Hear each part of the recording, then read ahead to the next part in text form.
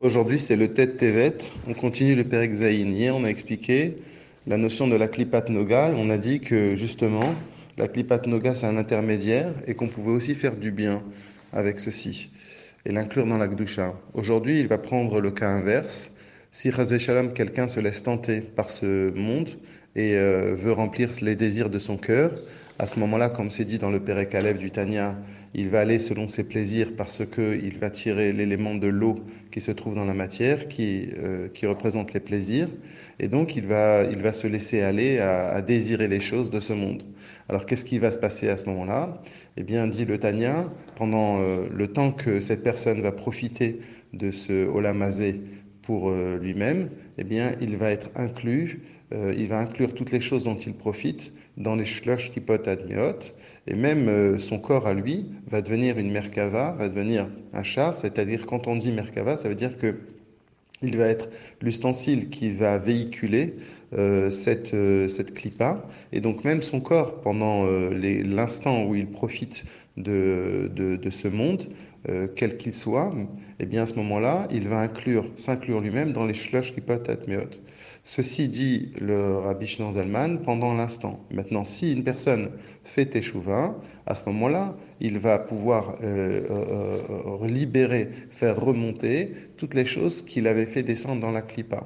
Pourquoi? Parce que ces choses-là, comme on l'avait dit précédemment dans la Klipat Noga, c'est des choses qui sont permises. Et en hébreu, le mot permis veut dire moutar ou bien éther.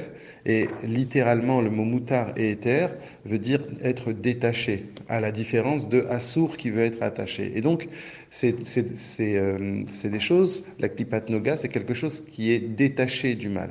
Et par conséquent, puisqu'elle n'est pas emprisonnée, à partir du moment où une personne fait teshuva, bien elle va faire remonter tous les éléments qu'il avait fait descendre dans les shlosh klipot atmeot. Cependant, dit Rabbi Shneur Zalman, il reste quand même une trace. Par exemple, si quelqu'un a mangé quelque chose pour son propre plaisir, eh bien à ce moment-là, il va rester dans son corps la trace du plaisir, même s'il a fait teshuva. Cette trace-là, il va falloir, comme va l'expliquer dans le Pérékret, il va falloir Ribut Akever, c'est-à-dire qu'après 120 ans, il faudra que la Neshama se soit lavée et détachée de ces traces qui sont restées en elle. Maintenant, tout ça, bien évidemment, c'est si il a fait quelque chose qui était permis. On parle juste qu'il manquait le mettre tout ça pour Akadosh Baruch Hu, pour servir Hachem. En d'autres termes, se servir du monde comme simplement un ustensile de plaisir ou de désir ou simplement de satisfaction personnelle. Mais si, chas v'shalom, quelqu'un a fait un issour, c'est-à-dire si quelqu'un est, on revient maintenant dans les shlosh kipot atmeot, si quelqu'un est tombé dedans, c'est-à-dire qu'il a fait un interdit, soit manger quelque chose d'assour, ou soit quoi que ce soit qui est complètement interdit dans la Torah, alors là, à ce moment-là, le mal qu'il a fait, il va rester, et il restera en entier jusqu'à ce que Akadash Baruch Hu enlève le mal de ce monde, ça veut dire après la venue de Mashiach Tzidkenu, où il n'y aura plus de mal, à ce moment-là, le mal s'en ira. Sinon, le mal qu'il a fait restera jusqu'à ce moment-là. Il y a une autre possibilité que donne le Rabbi Shneur Zalman pour pouvoir enlever le mal que l'on aurait pu chas v'shalom faire. C'est quoi? C'est si une personne fait teshuva par amour. C'est-à-dire que si une personne revient vers Akadosh Baruch Hu, non pas simplement parce qu'il a peur des conséquences qu'il a faites, mais vraiment parce qu'il aime Hachem. Et pour ceci, Rabbi Shneur Zalman il donne un exemple. C'est comme quelqu'un qui est assoiffé, c'est-à-dire quelqu'un à qui il manque l'eau et qui ressent vraiment le manque de l'eau et il recherche désespérément à combler cette soif.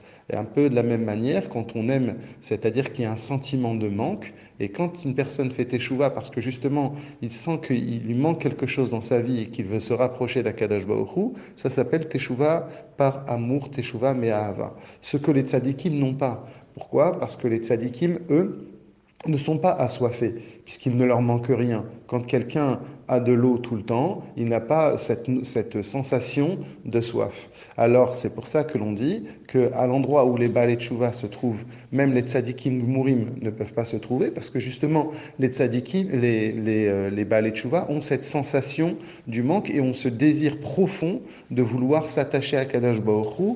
Et donc, c'est cette sensation que les tzadikim n'ont pas et c'est ce qui fait que les tchouva se tiennent à un niveau plus haut. Et maintenant, justement, on dit aussi que on peut arriver même à un niveau où, quand quelqu'un que Dieu préserve a fait une avéra, eh bien, on va dire zdonot naaselo kesruyot, que au moment où il a, par exemple, mangé du chazir, eh bien, Akadosh Baruch Hu va compter comme s'il était en train de faire une mitzvah. Comment? Eh bien, Rabbi Shimon Zalman nous dit que c'est absolument très logique. Pourquoi? Parce que si quelqu'un fait teshuva par amour, comme on vient de dire, parce qu'il ressent le manque, donc finalement, le mal qu'il a fait va l'aider à ressentir, à vouloir s'attacher au bien. Et seulement dans ce cas-là, les fautes vont devenir des mitzvot. C'est-à-dire qu'en d'autres termes, quand on arrive à faire en sorte que le mal devient un support pour le bien, parce que grâce entre guillemets, au mal, on se rend compte à quel point on est détaché, loin d'Akadash Baruch Hu, alors ça même, ça va devenir un levier pour le bien. Alors à ce moment-là, les avérotes qu'une personne a pu faire vont être considérées comme des récompenses. Le Tanya d'aujourd'hui termine en disant que si une personne n'arrive pas à faire Teshuvah mais à Ava, mais il fait Teshuvah, alors bien sûr Hachem va lui pardonner, bien sûr Akadash Baruch Hu, il va lui pardonner, mais il faudra attendre, comme on l'a dit précédemment, Mashiach Tzidkenu, pour que le mal qui a été engendré puisse être complètement réparé.